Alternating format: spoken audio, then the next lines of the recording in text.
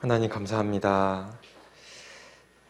영원한 지옥 형벌 가운데 있던 저희를 먼저 사랑해 주시고 불쌍히 여겨 주시고 구원하여 주심에 감사를 드립니다. 또한 이 낮은 세상에 살면서 저희 영원하고 고귀한 천국의 소망을 품고 살아갈 수 있도록 은혜를 베풀어 주시고 또 주님의 몸된 귀한 교회 가운데 살아갈 수 있도록 도와주심에 감사를 드립니다.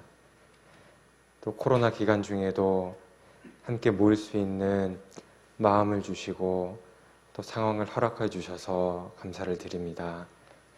오늘 주님 말씀 앞에 한자리에 모였습니다. 귀한 마음들 하나님 살펴주시고 제 마음속에 합당하신 은혜로 채워주시기를 간절한 마음으로 기도드립니다. 병중에 있는 성도님들 속히 건강을 회복시켜 주시고 다시 한번 하나님 우리의 힘있게 살아갈 수 있도록 도와주시옵소서. 우리 농인 선교부 형제 자매님들 신앙을 붙들어 주시고 더욱 주님을 위해 한 마음으로 살아갈 수 있도록 도와주시옵소서. 이 귀한 시간을 전능하신 하나님의 손길에만 부탁드립니다. 저를 사랑하시는 예수님 이름으로 기도드렸습니다. 아멘. 네, 요한복음 13장입니다. 요한복음 13장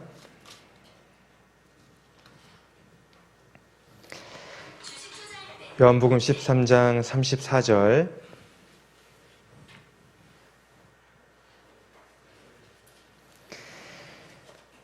요한복음 13장 34절부터 35절까지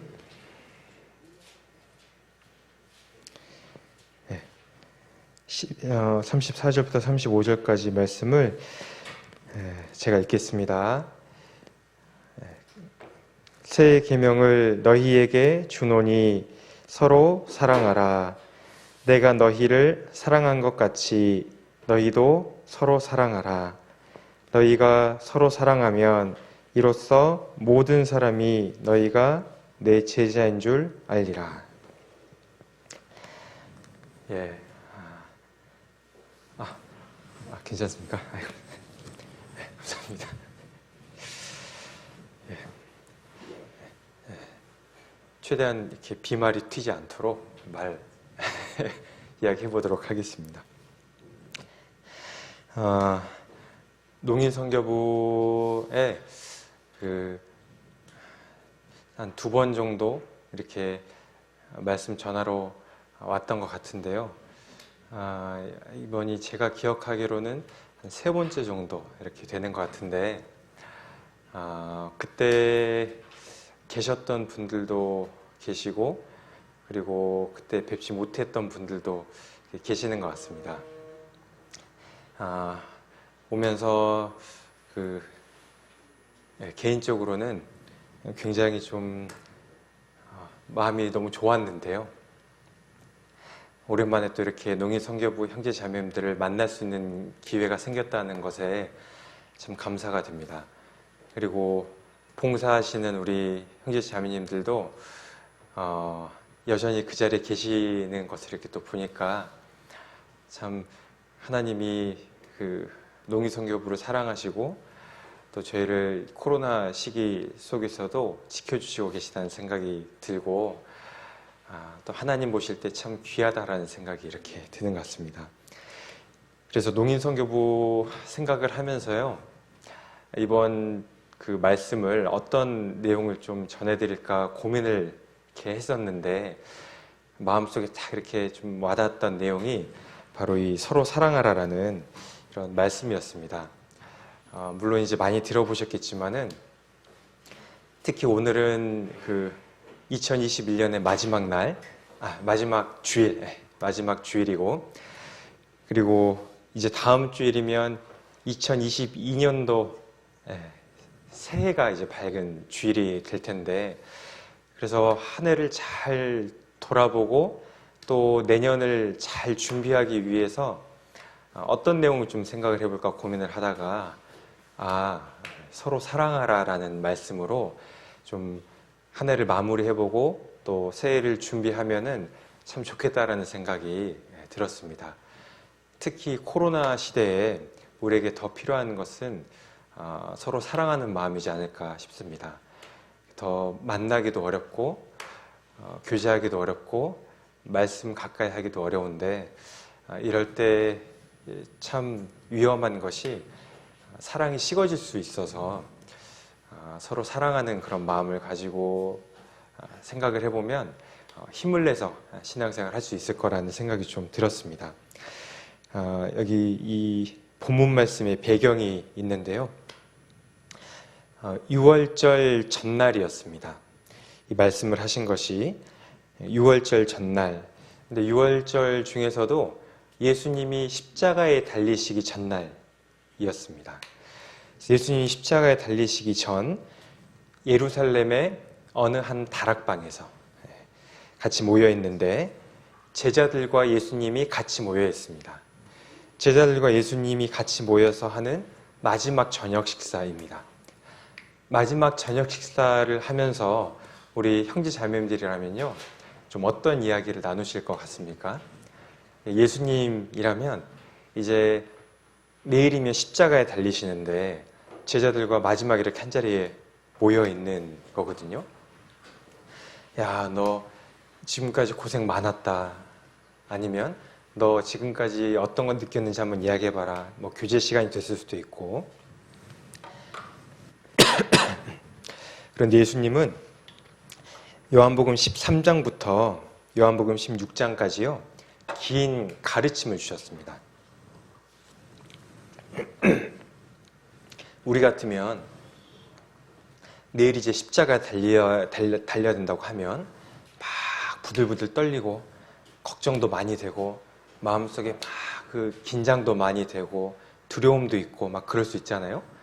그런 그 급박한 상황인데 이제 조금 뒤면은 유대인들이 찾아와가지고 이제 잡아가거든요. 채찍질도 당하셔야 되고. 그런데 그런 전날 밤인데 제자들과 이제 마지막으로 같이 모여서 식사하시는 자리거든요.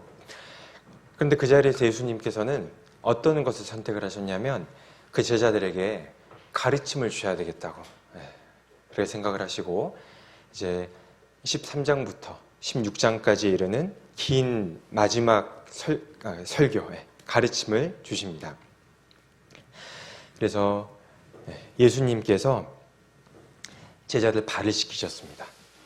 이제 허리에 수건을 두르시고 축 둘러 앉았는데 이제 내일 십자가에 달리시는 날입니다. 그런데 이 허리에 수건을 두르시고 발을 씻겨 주십니다. 그리고 가르침을 이렇게 주시는데 가룟 유다가 일어나서 밖으로 나갔습니다.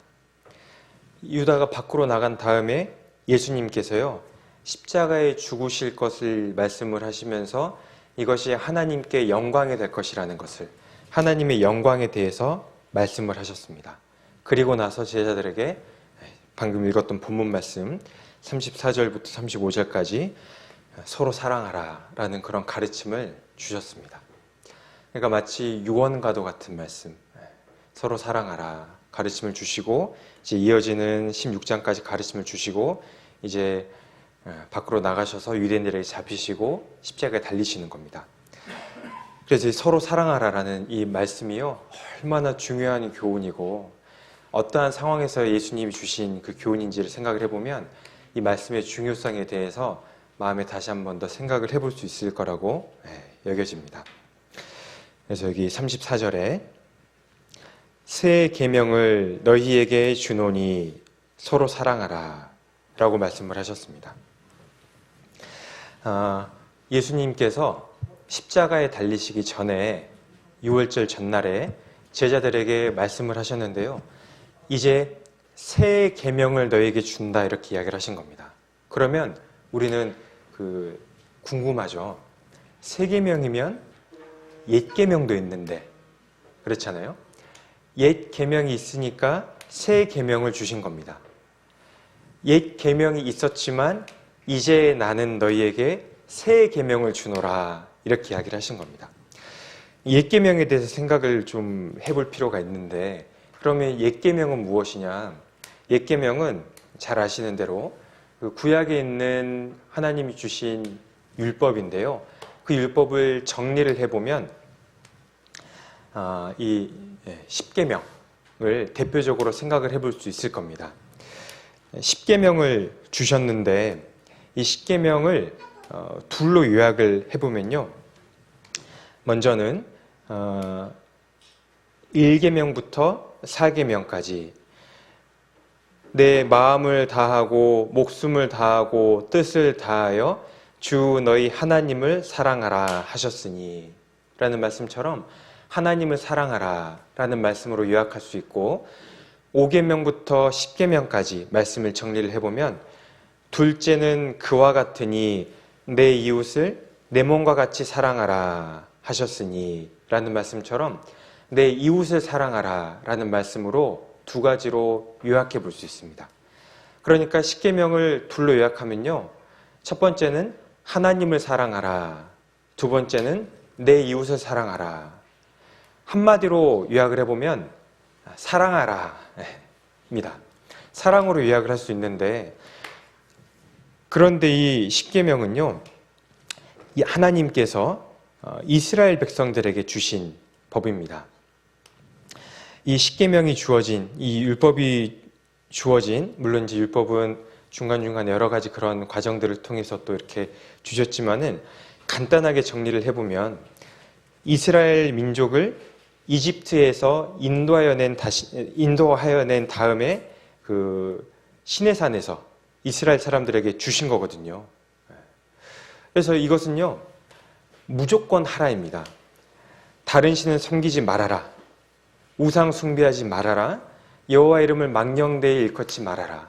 그러니까 하나님을 사랑해라, 그리고 이웃을 사랑해라, 무조건 하라라는 겁니다. 사람은요, 이 계명을 지킬 수가 없습니다. 그래서 우리가 이 율법을 보면서 느끼는 것이, 나는 다 어긴 사람이구나, 나는 못 지키는구나, 그걸 깨닫지 않습니까? 무조건 하라, 사람은 지킬 수 없는 그런 계명인데, 옛 계명인데, 예수님이 이제 새 계명을 주셨다는 겁니다. 새 계명은 내가 너희를 사랑하는 것 같이 너희도 서로 사랑하라 라는 말씀입니다. 아까 그 옛 계명은요, 이스라엘 사람들에게 주신 거지 않습니까? 그런데 이 새 계명은 구원받은 그리스도인들에게 주신 명령입니다. 내가 너희를 사랑하는 것 같이 너희도 사랑하라 라고 말씀을 하셨는데요, 옛 계명과 새 계명이 어디가 다른지 좀 눈치채셨습니까? 옛 계명도 사랑하라 하잖아요. 새 계명도 사랑하라 하잖아요. 똑같이 사랑하라는 말씀인데 옛 계명과 새 계명의 차이점이 있습니다.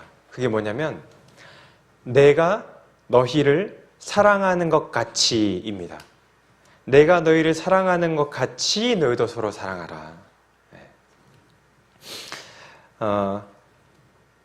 사람은 사랑하는 것을 할 수 없습니다. 그런데 그리스도는요, 사랑할 수 있습니다.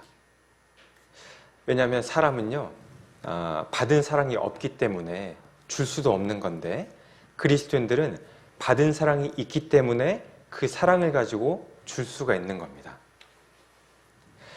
구원받지 못한 사람들이 서로 사랑하려고 막 노력을 합니다. 그런데 우리 형제 자매님들 이렇게 느끼시겠지만은 주변 사람들이 나에게 무엇인가 이렇게 잘해줄 때, 교회 말고 세상에서 잘해줄 때, 이 사람이 순수한 마음으로 나에게 잘해주는구나 라는 그런 생각도 하시지만은 동시에 또 이 사람이 나에게 뭘 원하는 거지? 그런 생각도 하시잖아요. 구원받지 않은 사람들은 무언가 목적이 있기 때문에 이렇게 사랑하는 모습들을 보이는 경우가 많이 있습니다. 사실 결국은 자기 자신을 위한 거거든요. 자기 자신을 위한 그런 모습인데요. 그런데 그리스도인들은 좀 다릅니다.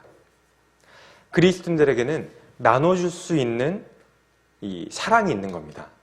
주님께 먼저 받은 사랑이 있는 겁니다. 주님이 먼저 우리를 죽기까지 사랑하셨습니다. 이제는 주님의 사랑이 우리 마음속에 심겨졌습니다. 그 사랑을 가지고 사랑을 하라는 겁니다. 내가 너희를 사랑하는 것 같이 너희 나한테 사랑받지 않았느냐? 예수님이 나를 사랑하신 것 같이, 예수님이 나를 사랑하신 것 같이 너희도 서로 사랑하라. 예수님이 너를 사랑하시지 않으셨느냐? 그 사랑을 받았으니까 그 사랑을 가지고 서로 사랑하라 라고 말씀을 하시는 겁니다. 예수님께 사랑을 받았으니까 그 예수님을 사랑해라 입니다. 하나님께 사랑을 받았으니까 받은 사랑을 가지고 하나님을 사랑해라 입니다. 예수님께 사랑을 받았으니까 그 사랑을 가지고 형제자매들을 사랑해라 라는 겁니다. 우리 인간적으로 보면 형제자매 사랑하기 참 어렵지 않습니까? 저 사람은 왜 저래? 아직도 저래. 1년이 지나도 저래. 2년이 지나도 저래. 5년이 지나도 저래. 언제까지 내가 이렇게 해야 돼? 라는 생각이 들잖아요. 구원만 안 받았으면 나 이거 못한다. 근데 진짜 맞습니다. 사실 우리 구원만 안 받았으면요, 못 참아줍니다. 그렇지 않아요? 그런데 예수님께 사랑을 받았으니까 그 사랑을 마음 가운데 생각을 해보면 그 형제 자매님들도 참아줄 수가 있는 겁니다. 내가 사랑을 받았으니까. 그 사랑을 나눠줄 수가 있는 겁니다. 그래서 옛계명과 새계명은요, 차이가 있는데요. 옛계명은 못 지키는 건데 새계명은 지킬 수 있는 겁니다. 그래서 예수님께서 못 지킬 계명을 지키라고 하신 것이 아니고 지킬 수 있으니까 지키라고 하신 겁니다. 새 계명을 너에게 주노니 서로 사랑하라. 할 수 있으니까 지키라고 주셨습니다. 옛 계명과 새 계명의 차이가 있는데 둘 다 사랑에 대한 말씀입니다. 옛 계명도 하나님을 사랑하고 내 이웃을 사랑하라. 새 계명도 주 너의 하나님을 사랑하고 이웃을 사랑하라. 서로 사랑하라. 사랑에 대한 말씀인데 옛 계명은 하라 이고 새 계명은 내가 너희를 사랑한 것 같이 하라 입니다. 옛 계명은 사람으로서는 할 수 없는 건데 새 계명은 그리스도에는 할 수 있는 것입니다. 옛 계명은 보면 볼수록 내가 못한다는 걸 깨닫게 되는데 새 계명은 보면 볼수록 해야 되겠구나. 내가 해야지. 할 수 있는 그런 계명입니다. 옛 계명은 지키라고 주신 것이 아니고 새 계명은 지키라고 주신 것입니다. 옛 계명과 새 계명을요 좀 비교해 볼 수 있습니다. 옛 계명을 받기 전에 이스라엘 백성들은 한번 상황을 한번 이렇게 그려보셔요. 그림으로 이렇게 생각을 한번 해보시면 옛 계명, 이 십계명 받기 전에 무슨 일이 있었습니까? 이집트에서 나오기 전날 이집트에서 이제 탈출하는 그 밤에 무슨 일이 있었냐면은 장자 죽는 재앙이 내려졌습니다. 장자 죽는 재앙이 내려졌는데 이스라엘 사람들은 장자 죽는 재앙에서 건져졌습니다. 유월절 양 때문에. 그렇죠. 하나님께서 유월절 어린 양을 잡아서 피를 좌우 설주와 임방에 문에 이렇게 둘레에 바르라고 하셨습니다. 그 어린 양의 피를 통과하고 이집트를 탈출해서 시내산 앞에 갔을 때 옛계명을, 십계명을 받은 거거든요. 어린 양의 피를 통과하고 옛계명, 십계명을 받았습니다. 그런데 그 탈출을 통해서는 이스라엘 민족은요, 이 몸이 그 죽음에서 건져진 겁니다. 물론 이제 우리 영혼이 구원받는 것의 그림자가 되지만 그 당시 상황만 놓고 보면 장자 죽는 재앙에서 죽음에서 건져난 것이잖아요. 영혼의 문제까지는 직접적으로 연결되진 않았지만은 아무튼지간에 유월절 양을 통과하고 옛계명을 받았는데 새계명은요.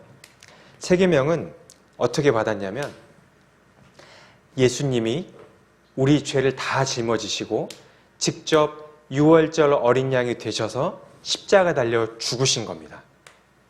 내가 너희를 사랑한 것 같이 예수님의 사랑이 어디서 이루어졌냐면 십자가 위에서 예수님의 사랑이 이루어졌습니다. 그 십자가 위에서 예수님 사랑을 통과한 사람이 영혼의 구원을 받은 사람, 그리스도인들이 이제 그 그리스도인들에게 주신 이 율법이 세 계명인데 내가 너희를 사랑한 것 같이 너도 서로 사랑하라 인 겁니다. 그러니까 옛 계명은 세 계명의 그림자가 되고 유월절 어린 양은 예수님의 그림자가 되고 옛 계명은 보면 볼수록 하나는 못 지켜 옛 계명은 죄를 깨달으라고 주신 것인데 새 계명은 죄를 깨달으라고 주신 것이 아니고 이제 그 죄 문제를 다 해결받은 사람, 죄 문제를 다 용서받은 사람, 예수님의 사랑을 다 깨달은 사람, 그 사람이 이제는 새 계명을 지켜갈 수가 있게 된 겁니다. 그러니까 새 계명은요 훨씬 더 높은 차원의 계명입니다. 내가 너희를 사랑한 것 같이 너도 서로 사랑하라. 그래서 훨씬 더 높은 차원의 이 계명인데 사실 이 옛 계명은요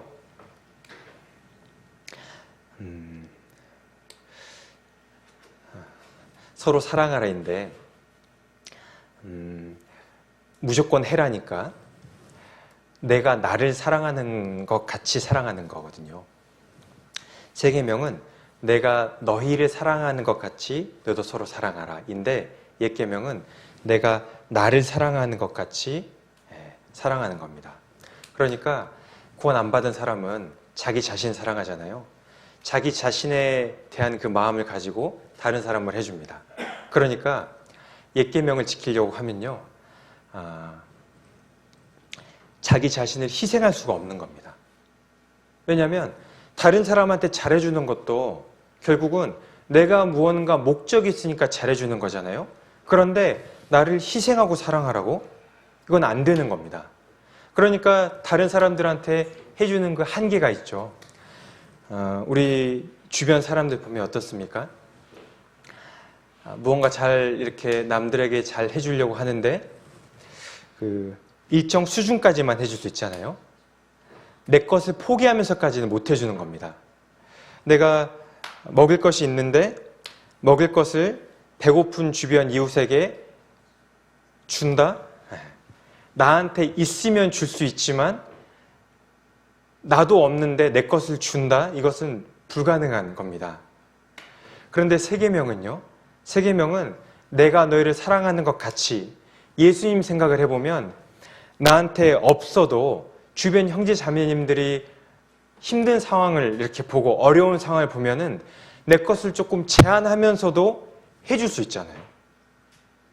내가 바쁘지만 형제 자매님들이 어렵다고 하면 가서 도와줄 수 있고 내가 먹을 것이 없지만 형제 자매님들이 너무나 힘들어하고 배가 굶는 것을 보면 내 것을 희생하고 도와줄 수 있고 우리 봉사하시는 형제 자매님들도 자기 시간이 없고 일상생활에 너무나 힘들고 직장생활도 하지만 우리 농인선교부 형제 자매님들을 생각하면은 내 시간을 포기하면서까지 해줄 수가 있고 우리 농인선교부 형제 자매님들도 새로 구원받고 오신 농인선교부 형제 자매님들 보면은 교제에 붙게 하기 위해서 내 시간, 내 물건을 포기하면서까지 해줄 수 있지 않습니까? 그것이 어디서 나온 사랑이냐면 예수님께 받은 사랑으로 하니까 해줄 수 있는 겁니다. 이 세상 사람들은요 그렇게 못 해줍니다. 그렇죠. 우리 복지센터나 그 어려운 이렇게 그 농인분들 도와주는 그런 센터에 가봐도 거기 복지사들 제가 이렇게 비하려는 것이 아닙니다. 물론 이제 사명의식을 가지고 이제 하시지만은 무언가 자기에게 뭐 직장 생활로서가 될 수도 있고 또 아무튼 여러 가지 그런 희생을 하지만 이유가 있잖아요. 자기 시간과 자기 물질까지, 재물까지 희생하면서까지 이렇게 해주지는 않잖아요. 다른 겁니다. 그래서 내가 너희를 사랑한 것 같이 너도 서로 사랑하라. 이 세 계명은요, 옛 계명보다 한 차원 위의 것, 위의 사랑입니다. 이 차원이 다른 사랑이고, 남을 위해서 자신을 버릴 수 있는 사랑입니다. 내가 나를 사랑하는 것 같이가 아니고 내가 너희를 사랑하는 것 같이, 내가 받은 사랑으로 입니다. 훨씬 더 귀하고 값진 것인데요. 요한복음 13장 34절 본문을 다시 이제 보시겠습니다. 34절. 새 계명을 너희에게 주노니 서로 사랑하라. 내가 너희를 사랑한 것 같이 너희도 서로 사랑하라.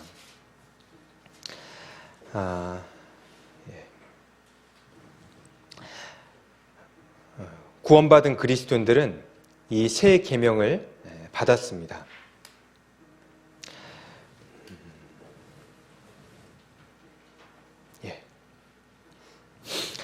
제자들만 새 계명을 받은 것이 아니죠.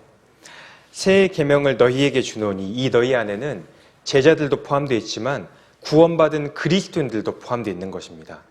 주님의 피로 구원받은 사람들은 모두 다 예수님의 제자들처럼 새 계명을 받은 사람들입니다. 구원을 받았습니다.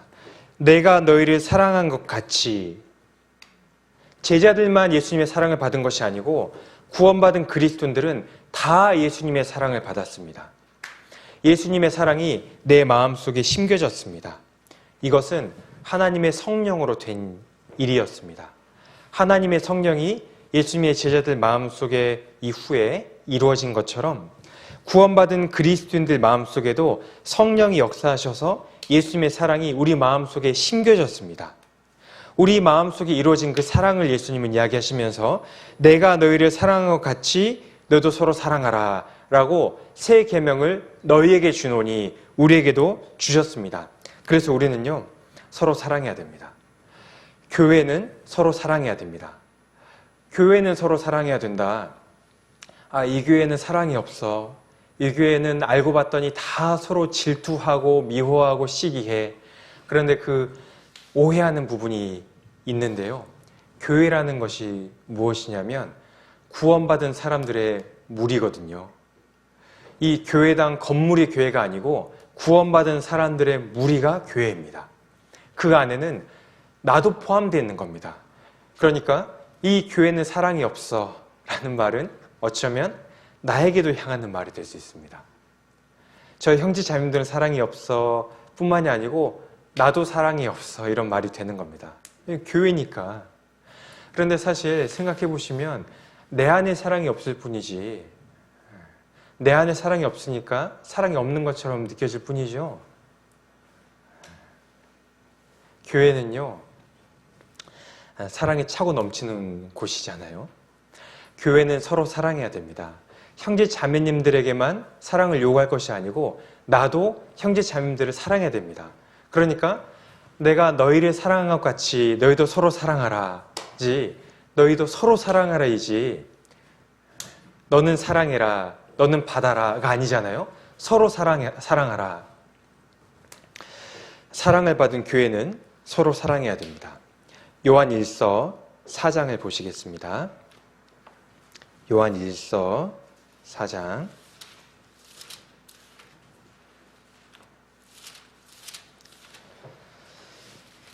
요한1서 4장 7절.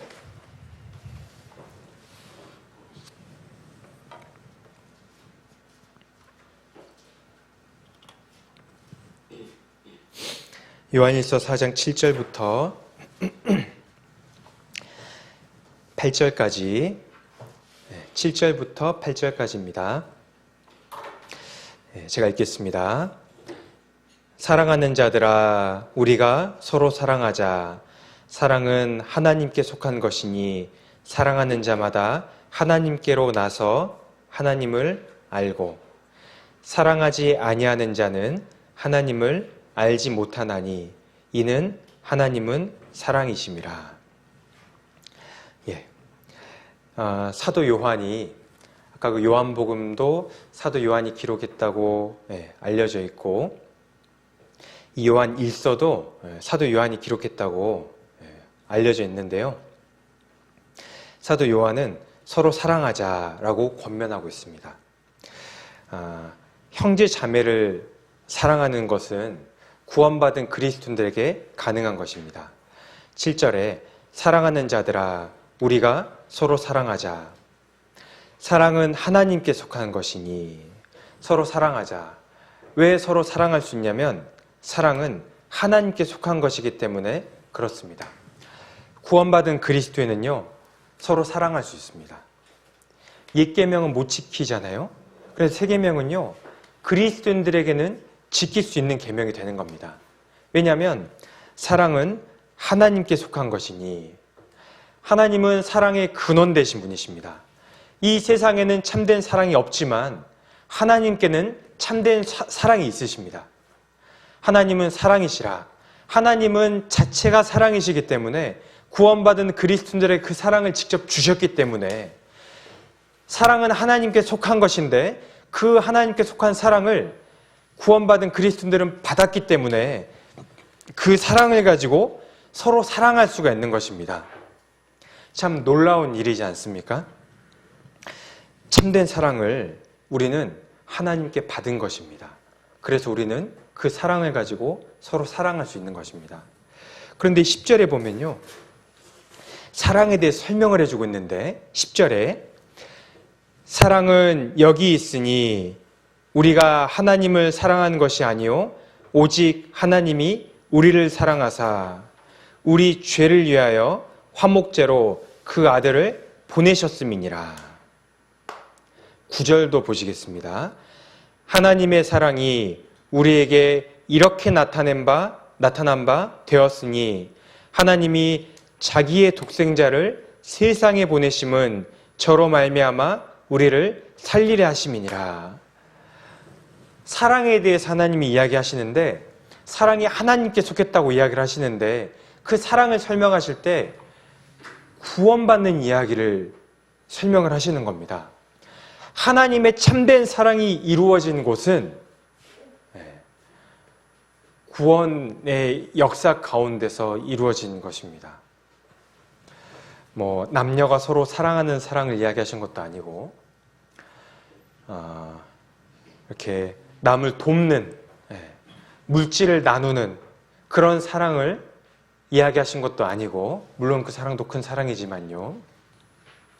하나님이 사랑에 대해서 이야기하신 것은 예수님을 보내신 일을 이야기하시고 그 예수님을 통해서 나를 구원하신 일을 이야기하시면서 사랑에 대해서 이야기를 하시는 겁니다. 하나님의 9절에 하나님의 사랑이 우리에게 이렇게 나타난 바 되었으니 하나님의 사랑이 우리에게 나타났습니다. 이 세상 사람들이요, 점 보러 다니잖아요. 그리고 무당 찾아다니고, 그리고 종교도 많이 믿고, 사실 그게 다 신을 찾는 그런 모습이지 않습니까? 신 한번 만나보려고. 그런데 다 헛된 신인데, 우리 그리스도인들은요, 참된 신을 만났잖아요. 참된 신이 우리에게 나타나신 겁니다. 하나님의 사랑이 우리에게 이렇게 나타난 바 되었으니, 그러니까 얼마나 복입니까? 그런데 어떻게 나타났냐면 하나님이 자기의 독생자를 세상에 보내심은 하나님이 예수님을 세상에 보내신 것으로 하나님의 사랑이 나타났고 그 사랑이 우리에게 나타난 겁니다. 예수님이 세상에 독생자를 보내셨는데 왜 보내셨습니까? 나를 살리시려고. 나를 살리시려고 보내셨잖아요. 9절에 저로 말미암아 우리를 살리려 하심이니라. 예수님으로 말미암아서 우리를 살리시려고 예수님을 보내셨습니다. 10절에 중반부에 하나님이 우리를 사랑하사 우리 죄를 위하여 화목제로 그 아들을 보내셨음이라. 예수님을 보내시고 내 대신해서 죄를 삼으셨습니다. 죄를 알지도 못하신 예수님으로 내 죄를 다 짊어지게 하셨습니다. 내 죄가 다 예수님 등 뒤에 달렸습니다. 그 예수님이 십자가에 달리셨습니다. 피를 흘리셨습니다. 죽으셨습니다. 내 대신 죽어주셨습니다. 하나님의 사랑이 이같이 우리에게 나타난 바 되었으니 그 십자가 위에서 하나님의 사랑이 나타나셨습니다. 이 세상에요, 생각해 보십시오. 이 세상에 어떤 아버지가 자기 외동아들을 죽음까지 희생시켰다고 하면, 자기 아들이 한 명 있는데요, 그 아들을요 죽게 하는 거예요. 그리고 다른 사람들을 살리는 겁니다. 이해가 되십니까? 다 내 아들 살리려고 하지 다른 사람들 살리려고 안 하잖아요. 그런데 다른 사람들 살리려고 내 아들을 죽게 한다면요, 이 세상의 상식으로는 이해되지 않는 일인 겁니다. 그런데 하나님께서는 자기 아들을 모든 사람들을 위해서 죽게 하신 겁니다. 그 모든 사람 안에 내가 들어있잖아요. 왜 그렇게 하셨냐면 우리를 너무너무 사랑하시기 때문에 예수님을 죽는 자리까지 내주신 겁니다. 이 세상의 지성으로는, 생각으로는 이해할 수 없는 그 사랑이 하나님의 사랑입니다. 하나님의 사랑은 사람의 차원을 넘어서는 사랑입니다. 하나님께서요 나를 사랑하셨습니다. 성부 하나님의 사랑. 예수님도 나를 사랑하셨습니다. 아니, 십자가에서 예수님이 그 십자가를 받아들이셨는데, 예수님이 십자가 위에서 그 희생을 받아들이신 이유가 무엇입니까? 지금 예수님 등 뒤에 짊어져 있는 죄가 내 죄이기 때문에, 이 죄를 해결해야지 내가 천국 갈 수 있으니까, 이 죄를 해결해야지 세상 사람들이 구원받을 수 있으니까, 그 세상 사람들에 대한 사랑, 나에 대한 사랑, 이 사랑이 있기 때문에, 나를 사랑하셨기 때문에 그 십자가를 묵묵히 받아들이신 겁니다. 예수님의 사랑도요 십자가 위에서 나타났습니다. 성자 예수님의 사랑이 나타났습니다. 나는 사랑을 받았습니다. 성부 하나님께로부터도 사랑을 받았고, 성자 예수님께로부터도 사랑을 받았습니다. 그 사랑을 받고 구원을 받았습니다. 16절, 요한일서 4장 16절.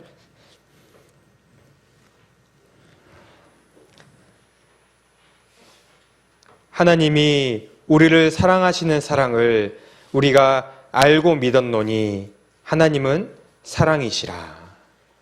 그 사랑을 우리가 알고 믿었습니다. 알고 믿으셨죠? 예. 구원받은 사람은요, 사랑을 안 사람들입니다. 사랑을 받은 사람들입니다. 그 사랑을 깨달은 사람들입니다. 하나님은 사랑이시라. 참된 사랑이 무엇인지 깨달은 사람들입니다. 16절에 사랑 안에 거하는 자는 하나님 안에 거하고 하나님도 그 안에 거하시느니라. 그래서 이제 성경이 깨달아지는 겁니다. 아, 하나님은 사랑이신데 그 사랑이 깨달아졌으니까 내 안에 하나님이 계시는 거구나. 아, 내 안에 하나님의 사랑이 와 있는 거구나. 아, 그러니까 이 사랑을 가지고 그리스도인은 다른 형제자매들을 사랑할 수 있는 거구나. 할 수 있으니까 예수님이 지키라고 주신 겁니다. 내가 너희를 사랑한 것 같이 너희도 서로 사랑하라. 이제는 못하는 계명이 아니고요, 옛 계명이 아니고요, 새 계명인 겁니다. 4장 17절, 요한일서 4장 17절. 이로써 사랑이 우리에게 온전히 이룬 것은 우리로 심판날에 담대함을 가지게 하려 함이니 주의 어떠하심과 같이 우리도 세상에서 그러하니라. 예. 18절도 보겠습니다. 사랑 안에 두려움이 없고 온전한 사랑이 두려움을 내어 쫓나니 두려움에는 형벌이 있음이라. 두려워하는 자는 사랑 안에서 온전히 이루지 못하느니라. 그래서 사랑을 깨달은 사람은 구원받은 사람인데요. 구원받은 사람에게는 지옥 갈 두려움이 없는 것입니다. 혹시 형제 자매님들 중에 구원 의심 되시는 분들 혹 계실지 모르겠습니다. 내가 진짜 구원받은 거 맞을까? 내가 다 알긴 아는데 예수님이 내 죄를 위해 해주신 거 다 알긴 아는데 내가 진짜 구원받은 거 맞을까? 혹시나 지금 죽으면 지옥 가는 거 아닐까? 그런 구원 의심 드신 경험들이 있으실지 모르겠습니다. 그런데요, 혹시 그런 구원 의심이 자꾸 드시면 구원 의심 해봐야 됩니다. 자기 구원 의심 해보시고, 그리고요 상담을 받아보시든지 집회 말씀을 다시 들어보시든지 하셔야 됩니다. 왜냐하면요, 사랑은 두려움을 내어 쫓나니 그랬거든요. 사랑 안에 두려움이 없고 그랬거든요. 사랑이 우리에게 온전히 이룬 것은 우리로 심판날에 담대함을 가지게 하려 함이니 그랬거든요. 사랑을 참으로 깨달은 사람 마음속에는 구원에 대한 확신이 있습니다. 근데 이제 구원을 받았는데 또 두려움이 생길 수 있잖아요. 제가 좀 도움을 좀 드려보려고 구원 의심이 드시면 내가 받은 사랑 한번 생각해 보십시오. 하나님께 받은 사랑 한번 생각해 보셔요. 하나님이 나에게 어떤 사랑을 주셨는지, 예수님이 나에게 어떤 사랑을 주셨는지, 얼마나 하나님이 나를 사랑하셨는지, 지금도 얼마나 나를 사랑하시는지 그 생각해 보셔요. 하나님의 사랑이 우리에게 들어왔습니다. 하나님은 사랑이시라. 사랑 안에 거하는 자는 하나님 안에 거하고 하나님도 그 안에 거하시느니라. 내 마음속에 사랑이 탁 들어와 있는데 하나님 나를 얼마나 사랑하시는데 예수님이 십자가에서 그 죄값 다 치러주셨는데 나를 지옥에 보내시겠습니까? 그 사랑 생각해 보셔요. 하나님의 사랑은 너무너무 크십니다. 하나님의 사랑이 근본 되십니다. 그런데 그 지옥 형벌 속에 이미 내 죄를 다 해결해 놓으셨는데 나를 지옥에 보내시겠습니까? 아니거든요. 사랑이 이루어진 사람은요, 마음속에 이 구원의 확신이 있는 겁니다.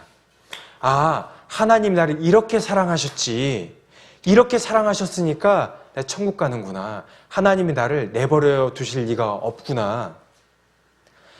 사랑이 딱 이루어진 사람, 하나님이 나를 사랑으로 지키시는구나. 그러면요, 마음속에 그래서 내가 천국 가는 거구나. 그래서 내 구원이 확실한 거구나. 구원은 지식이 아닙니다.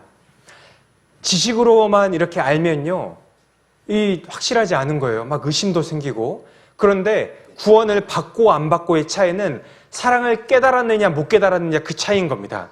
사실 이 구원은요, 사랑입니다. 이 구원을 깨달았다는 것은 사랑을 깨달은 것입니다.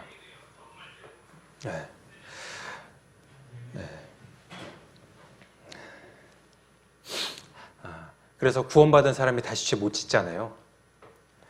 왜냐하면 사랑을 깨달았으니까. 나를 사랑하시는 예수님이 싫어하시는 거니까 자연스럽게 죄도 멀리하게 되고. 그래서 구원의 본질은요, 사랑입니다. 사랑을 다 깨달은 사람은 다시 지옥 갈 두려움에서 해방되는 겁니다. 그런데 혹시 마음속에 아직 여전히 두려움이 있으시다면요, 구원 점검 이렇게 꼭 해보셨으면 좋겠습니다. 그래서 사랑을 받은 사람, 20절, 4장 20절. 누구든지 하나님을 사랑하노라 하고 그 형제를 미워하면 이는 거짓말하는 자니 보는 바 그 형제를 사랑치 아니하는 자가 보지 못하는 바 하나님을 사랑할 수가 없느니라. 21절. 우리가 이 계명을 주께 받았나니 하나님을 사랑하는 자는 또한 그 형제를 사랑할지니라. 구원받은 사람 마음속에는 사랑이 이루어졌습니다. 그럼 사랑이 이루어졌다는 증거가 무엇일까? 내가 구원받았다는 증거가 무엇일까? 구원받았다는 증거는요, 형제자매를 사랑하는 모습에서 나타납니다.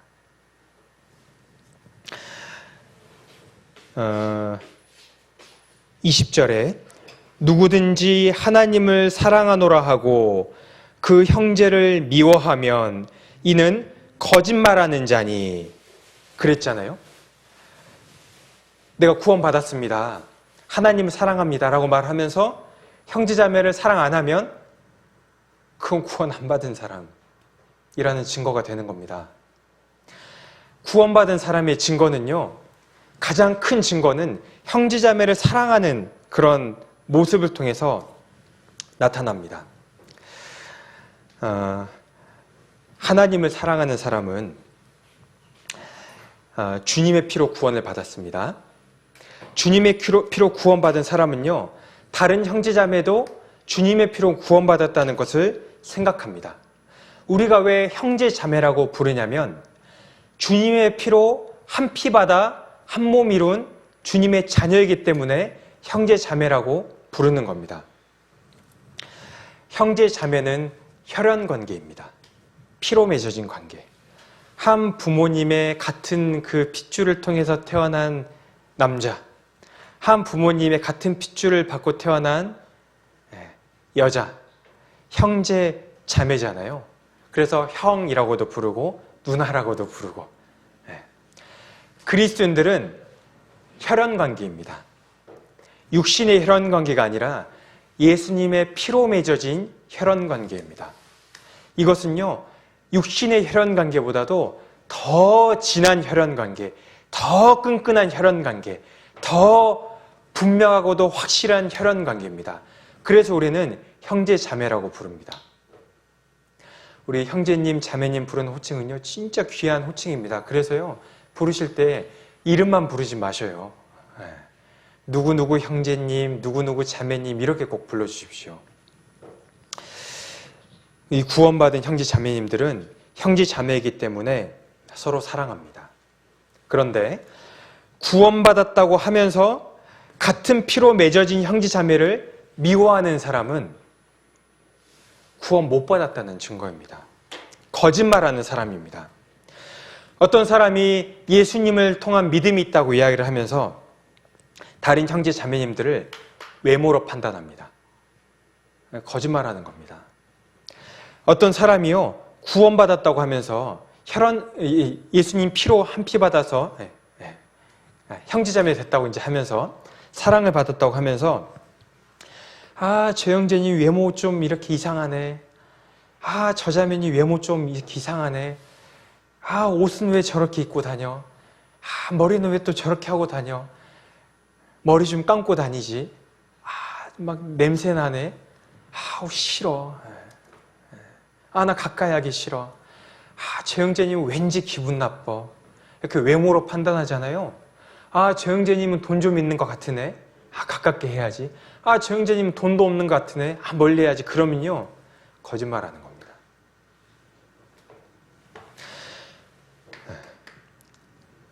여기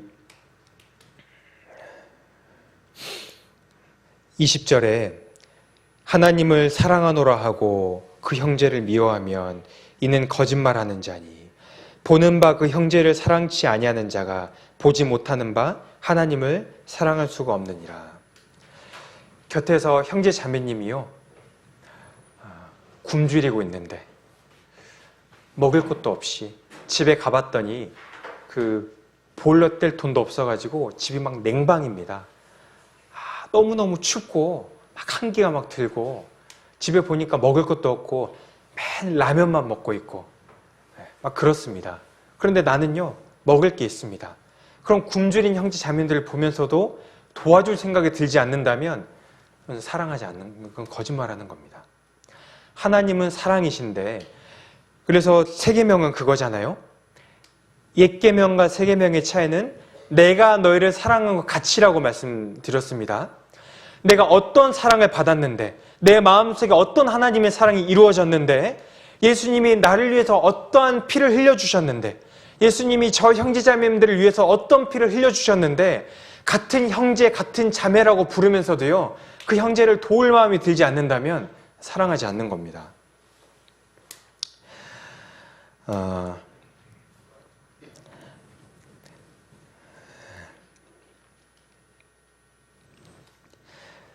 육신의 형제도 어려운 일이 있을 때는 도와줍니다. 육신의 형제도 어려운 일이 있다고 하면요, 때로는 빚을 내서도 도와주기도 합니다. 육신의 형제가요, 좀 몸이 꾀지하고 옷차림이 좀 꾀지하고 좀 냄새나고 좀 안 씻고 막 이렇게 하잖아요.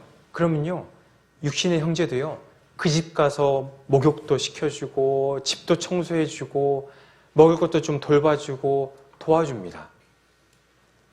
하물며 구원받은 형제 자매님들을 도울 마음도 없고 사랑하는 마음이 없다면요, 하나님의 사랑이 진짜 내 마음속에 이루어졌는지 생각해 봐야 됩니다. 구원받은 그리스도인들은 육신의 형제 자매들보다도 훨씬 더 뜨겁게 사랑할 수 있습니다. 우리 간혹 보잖아요. 육신의 형제 자매들 돈 문제 때문에, 부모님 모시는 문제 때문에, 여러 가지 문제 때문에 원수돼가지고 서로 돌아보지도 않고 그런 경우도 있지 않습니까? 그리스도인들은요, 육신의 형제들보다도 훨씬 더 뜨겁고 진실하게 사랑할 수 있는 겁니다. 왜냐하면 우리는 한 몸으로 이렇게 사랑이 이루어진 하나님의 사랑이 이루어진 형제 자매이기 때문에. 에베소서 4장 1절 보시겠습니다. 에베소서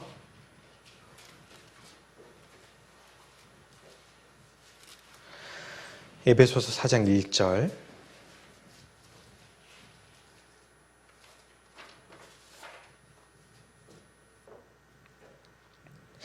에베소 4장 1절부터 3절까지, 1절부터 3절까지 제가 읽겠습니다. 그러므로 주 안에서 갇힌 내가 너희를 권하노니 너희가 부르심을 입은 부름에 합당하게 행하여 모든 겸손과 온유로 하고 오래 참음으로 사랑 가운데서 서로 용납하고 평안에 매는 줄로 성령의 하나 되게 하신 것을 힘써 지키라. 그리스도인들은 사랑할 수 있습니다. 사도행전에 보면 날마다 마음을 같이하여 성전에 모이기를 힘쓰고 집에서 떡을 떼며 기쁨과 순전한 마음으로 음식을 먹고 라는 말씀이 있습니다. 이것이요, 주님 안에서 진정으로 하나 되는 사랑입니다.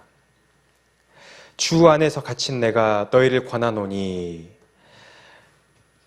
오래 참음으로 사랑 가운데서 서로 용납하고 평안에 매는 줄로 성령이 하나 되게 하신 것을 힘써 지키라. 제자들은 서로 사랑하지 못했었습니다. 그래서요, 동상이몽이라고 아시죠? 같은 침대에 누워서도 서로 다른 꿈을 꾼다, 이런 속담인데요, 서로 같은 침대에 누워서도 다른 꿈을 꾸는 것처럼 한 예수님 밑에 제자로 있으면서도 서로 다른 생각을 했었습니다.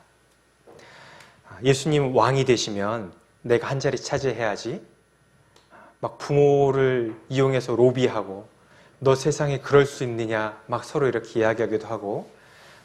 그런데 그 제자들이 예수님 죽으신 다음부터는요, 한 마음이 되어서 서로 함께 모여서 서로 사랑하면서 음식을 나누면서 교제하고 사랑하고 그 복음을 전했습니다. 새 계명을 너에게 주노니 그 말씀이 이루어졌습니다. 초대교회 당시에 그 새 계명, 서로 사랑하는 것이 이루어졌습니다. 그리고 그 사랑은 지금 우리에게까지 이루어지고 있습니다. 혈연도 뛰어넘는 사랑, 이해관계도 뛰어넘는 사랑이 우리 교회 가운데 이루어지고 있습니다. 성령의 하나 되게 하신 것을 힘써 지키라 라는 말씀처럼 성령께서 우리를 하나 되게 하셨습니다. 농인선교부가 사랑으로 하나가 되어서 올 한 해를 잘 보내왔습니다. 우리가 서로 사랑할 수 있는 것도요, 성령께서 하나 되게 하셨기 때문에 서로 사랑하고 이렇게 있습니다. 그런데 여기에서 우리가 주의해서 봐야 될 말씀은 서로 성령이 하나 되게 하신 것을 힘써 지키라라는 말씀입니다. 힘써 지키라라고 말씀하셨습니다. 하나 되게 하셨는데 힘써 지켜야 되는 것입니다. 왜냐하면 지킬 수 없는 상황들이 생기기 때문에, 왜냐하면 마귀의 공격이 있기 때문에. 마귀는요, 틈만 나면 공격합니다. 맹수는요, 틈만 나면 공격합니다. 평화로운 것처럼 보여도 틈만 나면 사냥하잖아요. 맹수들이 사냥하는 거 보셨죠? 관심 없는 척 하면서 주변에 이렇게 어슬렁거리다가 틈이 보면 싹 파고들어서 낚아채잖아요. 마귀가 틈만 나면 공격하려고 보고 있습니다. 혹시 이번에 성도 교제의 밤을 같이 이렇게 보셨는지 이렇게 모르겠는데, 거기 그 드라마, 우리 형제자매님들이 이렇게 연출한 우리 신앙 관련된 드라마에 이렇게 보면 나오잖아요. 마귀가요, 틈을 이렇게 노리고 있는 겁니다. 틈만 나면. 그래서 우리 농인선교부가 어떻게 하면 서로 사랑하지 않을 수 있을까, 이 틈을 노리고 마귀는 공격하려고 하고 있기 때문에 이 힘써 지키라라고 말씀을 하시는 겁니다. 힘써 지키는 것이 무엇이냐면 이겁니다. 오래 참는 것. 어떻게 해야지 성령이 하나 되게 하신 것을 힘써 지킬 수 있을까? 사랑은요, 오래 참는 것입니다. 제가 이렇게 사랑 검색을 해보니까 사랑에 관련된 이미지들이 많이 나오더라고요. 막 하트도 나오고, 막 이렇게 연인들끼리 사랑하는 모습도 나오고, 뭐 부모 자식 간의 사랑도 나오고, 친구들 간의 사랑도 나오고. 그런데 성경에서 말씀하신 사랑은 아까 하나님은 사랑이시라, 사랑은 하나님께 속한 것인지, 그 다음에 나온 것이 예수님 보내준 이야기가 나오지 않습니까? 성경에서 말하시는 제일 근본된 사랑은 예수님이 우리에게 주신 그 사랑입니다. 예수님이 우리에게 주신 그 사랑은요, 오래 참으신 사랑입니다. 예수님은 끝까지 참으셨습니다. 죄인들이 예수님을 배척하신 것을 참으셨고, 십자가의 고통도 오래 참으셨고, 그리고 나도 오래 참아주셨습니다. 우리 형제 자매님들 구원받으실 때까지요, 얼마나 오래 걸리셨잖아요. 그 긴 시간들을 인생길 속에서 예수님이 나를 참아주셨습니다. 사랑을 한마디로 표현하자면 오래 참는 겁니다. 사랑은 오래 참고, 성령의 하나 되게 하신 것을 힘써 지키라. 오래 참음으로 사랑 가운데 서로 용납하고, 힘써 지키는 것은 사랑 가운데서요, 용납하는 겁니다. 어떻게 하면 용납할 수 있냐면 오래 참아야지 용납할 수 있습니다. 너무너무 안타까운 것이 마귀가 교회를 공격할 때요, 공격하는 이 대표적인 모습이 바로요, 서로 오래 못 참게 공격을 합니다. 마귀는요, 아주 똑똑합니다. 그래서요, 우리 교회가 나눠지는 가장 좋은 방법을 아주 잘 알고 있습니다. 형제 자매님들끼리 서로 나눠지는 것. 그러면 힘을 못 쓰거든요. 그러면 교회가요, 아주 무너지진 않겠지만은 하나님의 역사가 멈춰버립니다. 생각해 보셔요. 언제 교회 생활하기가 제일 힘드십니까? 언제 교회에 나오는 것이 제일 힘드십니까? 코로나 때문에?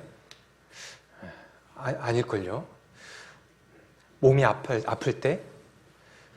아닐 겁니다. 잘 한번 생각해 보셔요.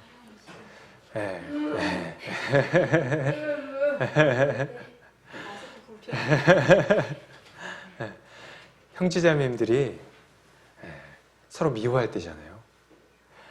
내가 미워하는 형제님 생각할 때 교제 나가기 싫잖아요. 내가 미워하는 자매님 생각할 때 교제 나가기 싫잖아요. 교제 막 나가려 준비를 막 하는데 그 형제님 또 내 속을 긁을 것 같아요. 그 자매님 또 내 속을 긁을 것 같아요. 그럴 때 에이 성경책 내려놓고 그냥 집에서 그냥 오늘 안 가 이렇게 되잖아요. 마귀가요, 잘 아는 겁니다.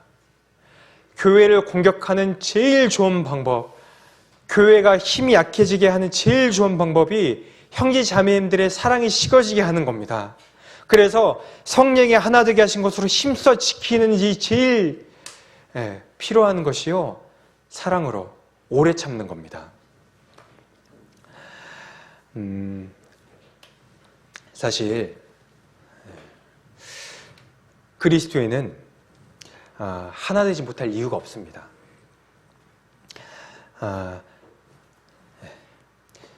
예수님 십자가를 생각하면요, 하나 되지 못할 이유가 없습니다. 세상 사람들에게는 불가능한 일입니다. 세상 사람들은요, 서로 미워하잖아요. 그럼 그대로 끝입니다. 어떤 이렇게 농인분들 이 모임에서도 서로 다툼이 생기면요, 안 나가면 끝입니다. 어떤 선생님이 나를 도와주시는데 그 선생님과 싫어지잖아요. 안 나가면 끝입니다. 다시 회복한다고 굉장히 어려운 일입니다. 불가능한 일이기도 하고. 그런데 그리스도는 다른 겁니다. 예수님의 십자가를 생각할 때요, 그리스도는요, 오래 참을 수 있는 거거든요. 나에게 주신 사랑 한번 생각해 보셔요. 내가 너희를 사랑한 것 같이 너도 서로 사랑하라. 그러니까 세 계명은요, 차원이 다른 한천 높은 사랑이고 가능한 사랑인 겁니다. 무조건 하라는 불가능하지만 세 계명은 가능한 것입니다. 예수님은 사랑을 주시고 사랑해라 라고 말씀하셨습니다. 그리스도인 마음속에는 하나님의 사랑이 와 계시기 때문에 그리스도인은 사랑할 수 있는 겁니다. 하나님이 나를 오래 참으셨기 때문에 그리스도인은 참아줄 수 있습니다. 요한일서 4장 12절 보시겠습니다. 요한일서 4장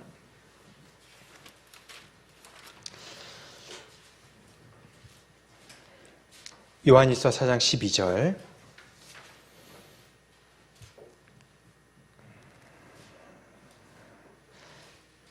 요한일서 4장 12절 제가 읽겠습니다.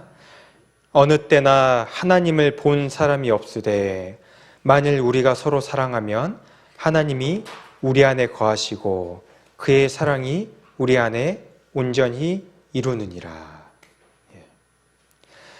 하나님을 본 사람이 없으되, 하나님을 본 사람은 없습니다.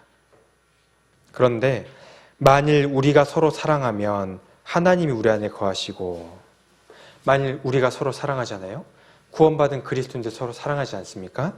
그러면 하나님이 우리 안에 거하시고 그의 사랑이 우리 안에 온전히 이루느니라. 하나님의 사랑이 우리 안에 이루어지고 주변 사람들이 우리를 통해서 하나님을 만나게 됩니다. 주변 사람들이 우리를 통해서 하나님의 사랑을 보게 됩니다.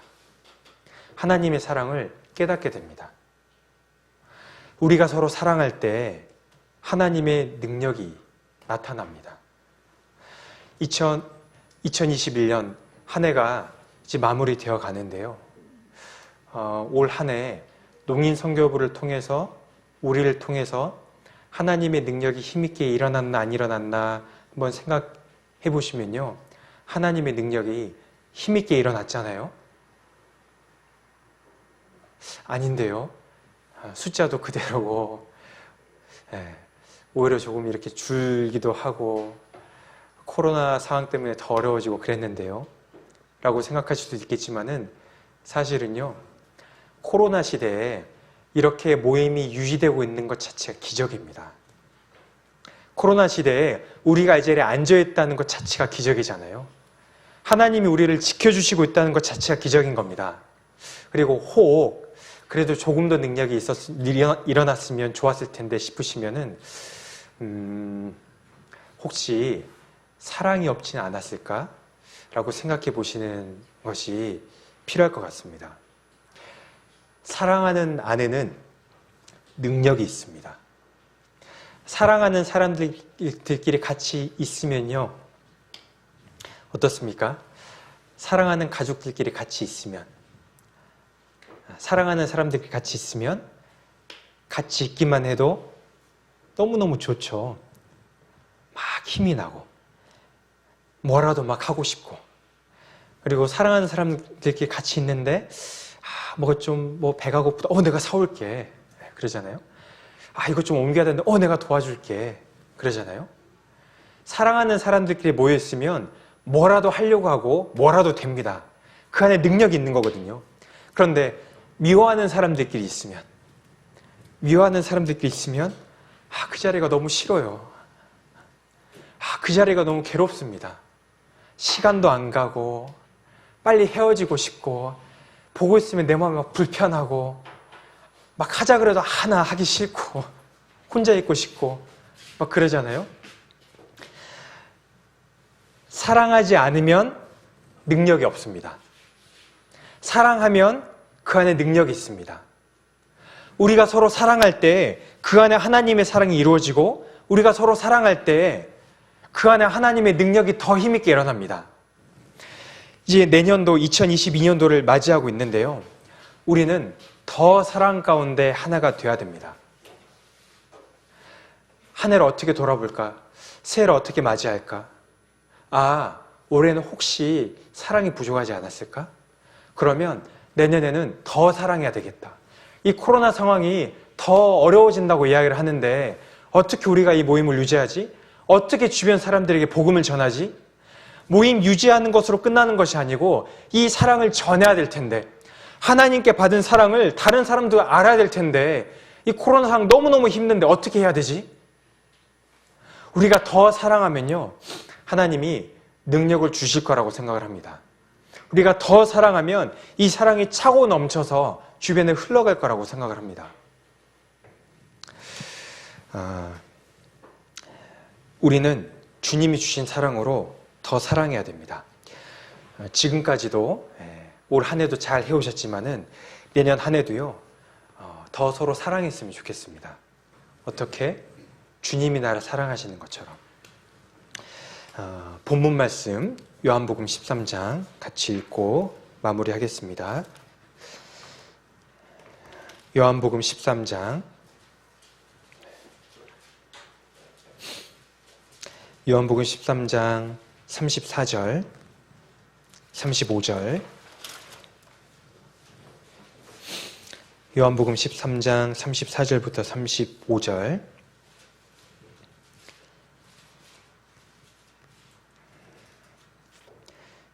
제가 읽겠습니다.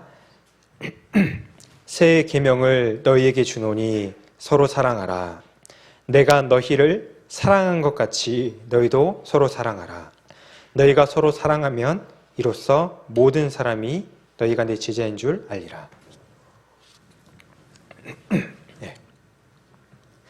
6월절 바로 첫날이었습니다. 저녁에 예루살렘의 어느 한 다락방에서 예수님과 제자들이 한 자리에 모여 앉아 있었습니다. 예수님이 이제 곧 있으면 유대 종교가들이 찾아와서 예수님을 잡아갈 것이고 그리고 곧 있으면 예수님이 십자가에 달리셔야 될 그런 상황입니다. 제자들과 함께 하시는 마지막 저녁 식사였습니다. 그 자리에서 예수님은 제자들에게 가르침을 주셨습니다. 마지막 유언과도 같은 그 가르침. 많은 가르침들이 13장부터 16장까지 있지만 그 중에도 오늘 서로 사랑하라 라는 말씀을 가지고 생각을 해보았습니다. 옛 계명은 무조건 하나님을 사랑하라, 무조건 내 이웃을 내 몸같이 사랑하라 였지만 예수님은 새 계명을 주셨습니다. 내가 너희에게 새 계명을 너에게 주노니 서로 사랑하라. 새 계명의 차이점은 내가 너희를 사랑한 것 같이 였습니다.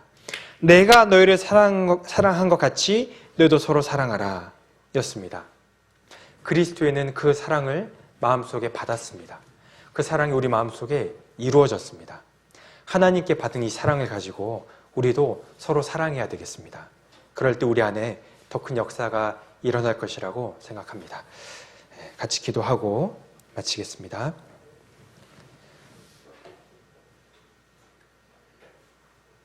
하나님 감사합니다.